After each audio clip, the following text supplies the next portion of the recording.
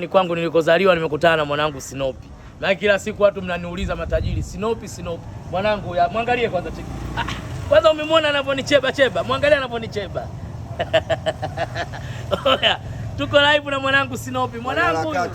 Oya. Mwanangu huyu wewe, mwanangu huyu wewe.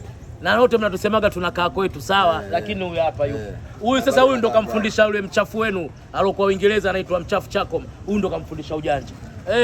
Lakini mchafu anashinda kwa kukumbuka ndugu zake yuko Uingereza mwaka wa 7 sio wa 10. Hata kusema labalaba, wewe hatukutaki. Kwa sababu uko Uingereza wenyewe umeenda kwa kucheza mpira sio umeenda kufanya nini? Hatujui. Tunakuonea imani kwa sababu tunajua bado hujajipata. Tunashukuru tu afya njema, tunakupa hai. Sinopi huyu hapa anakupa hai. Sawa bwana mchafu. Hai mwanangu, pambana huko. Pambana huko usije, shauri zako tunakujua kabisa Dili na wale kina nani ule? Ule kaenda kudili na sisi ule. Kinaitwa nani ule? Nani ule? Ule wa Uingereza analelewa na mama mzungu ule. Na mzee nani ule?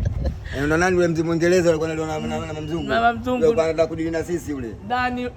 Anaitwa nani ule? Nani ule? Chimakeke sijui.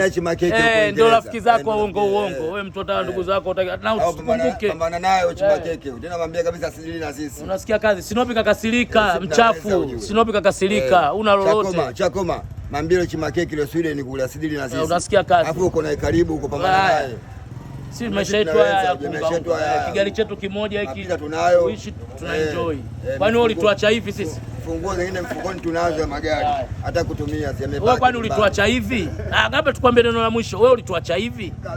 Ulituacha hivi? Basi hatutaki chochote wala usitutumie. Sio tunaweza kwa kutumia huko Uingereza. Sawa? Wasomi hai.